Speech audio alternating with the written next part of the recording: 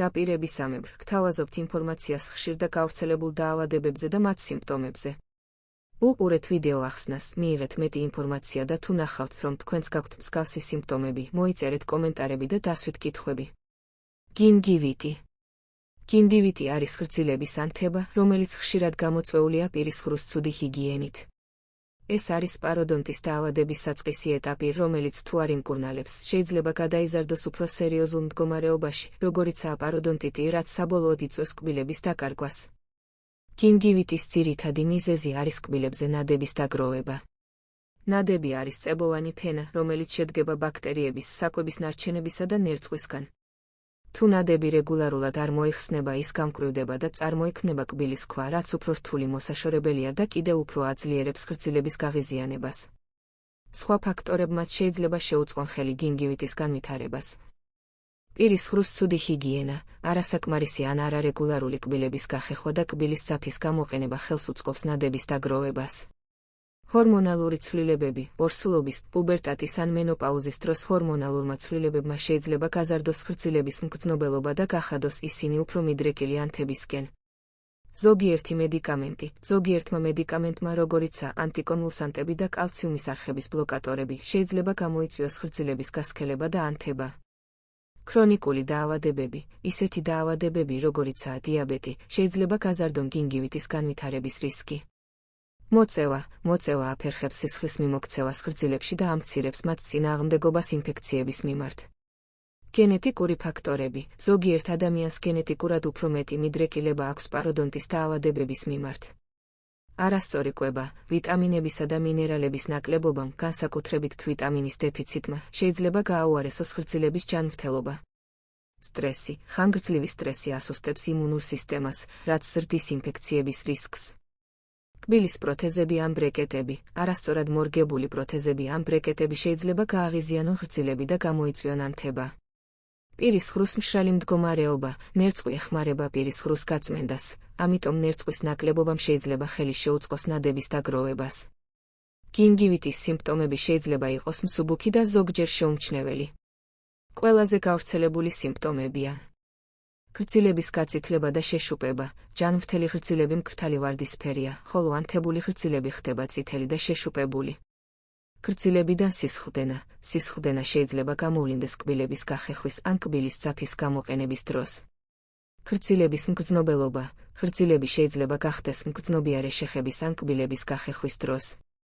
ცუდი სუნი პირიდან, ჰალიტოზი, ბაქტერიების დაგროვებამ შეიძლება გამოიწვიოს ცუდი სუნი.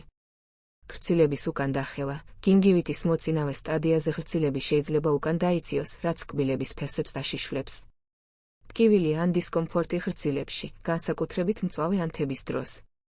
დიაგნოსტიკა. გინგივიტის დიაგნოსტირება ხდება სტომატოლოგის მიერ პირისხრუს გამოკვლევის საფუძველზე.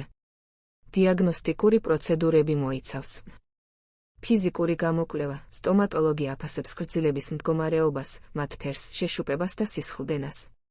პაროდონტალური ზონდი, სტომატოლოგი იყენებს სპეციალურ ხელსაწყოს, პაროდონტალურ ზონდს, ხრძილების ჯიბეების სიღრმის გასაზომად.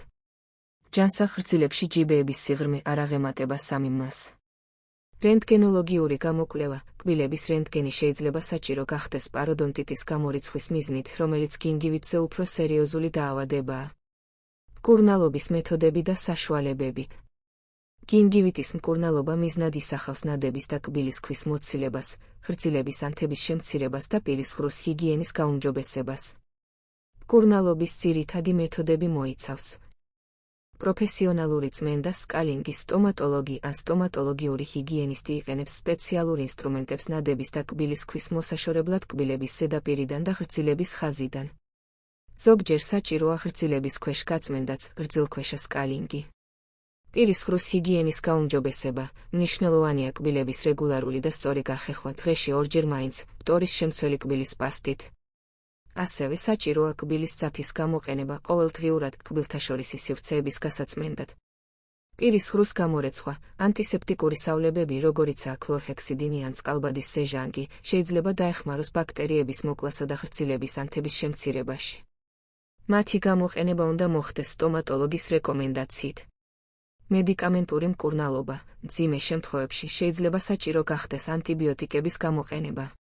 ტკივილის შესამსუბუქებლად შეიძლება გამოყენებულ იქნას არასტეროიდული ანთების საწინააღმდეგო საშუალებები, იბუპროფენი, პარაცეტამოლი. სხვა საშუალებები: ქրცილების გელები და მალამოები, ანთების საწინააღმდეგო და ანტისეპტიკური გელები შეიძლება გამოყენებულ იქნას ქრცილების ადგილობრივი მკურნალობისთვის.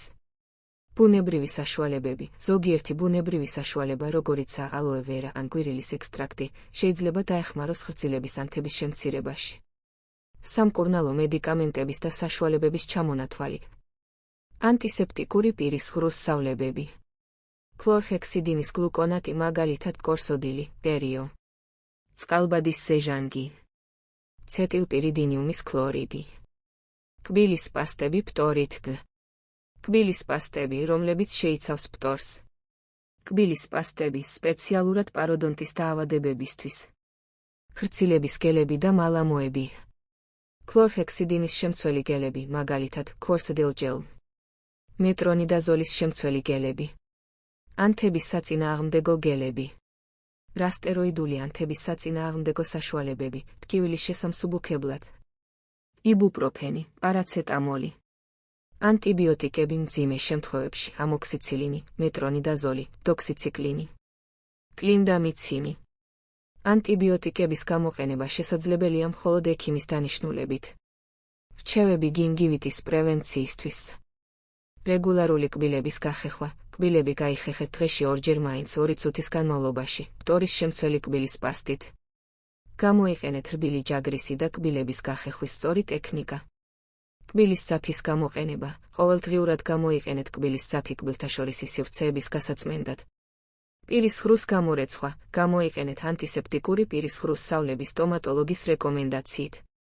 რეგულარული სტომატოლოგიური შემოწმება.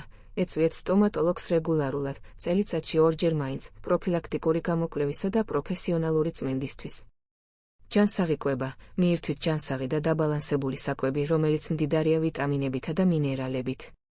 შეზღუდეთ შაქრისა და სახამებლის შემცველი საკვების მიღება. მოწევისგან თავის შეკავება, მოწევა მნიშვნელოვნად ზრდის გინგივიტისა და სხვა პაროდონტის დაავადებების რისკს. სტრესის მართვა, შეეცადეთ მართოთ სტრესი და იპოვოთ სტრესის შემცირების ჯანსაღი გზები. საკმარისი წყლის მიღება, წყალი ეხმარება პირის ღრუს ბუნებრივად გაწმენდას. თუ გინგივიტი დროულად არ იმკურნალებს, შეიძლება განვითარდეს პაროდონტიტი, უფრო სერიოზული დაავადება, რომელიც იწვევს ქრცილების უკან დახევას, კბილების მორყევასა და დაკარგვას.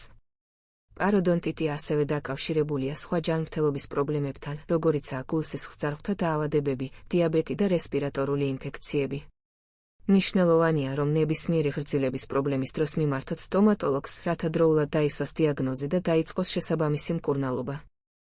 ეს არის გინგივიტის შესახებ ძირითადი ინფორმაცია. გახსოვდეთ, რომ თვითმკურნალობა არ არის რეკომენდებული და უმჯობესია მიმართოთ ექიმს დიაგნოზის დასადგენად და მკურნალობის სწორი მეთოდის შესარჩევად. დასვით თქვენი კითხვები ჯანმრთელობის შესახებ კომენტარებში. ასევე მოგწერეთ კომენტარებში, რომელ დაავადების შესახებ გსურთ მოგიმზადოთ ინფორმაცია. არ დაგავიწყდეთ, გამოიწერეთ ჩვენი არხი, რათა შეიტყოთ უფრო მეტი სხვადასხვა გავრცელებულ დაავადებაზე და მათი მკურნალობის შესახებ. გისურვებთ ჯანმრთელობას.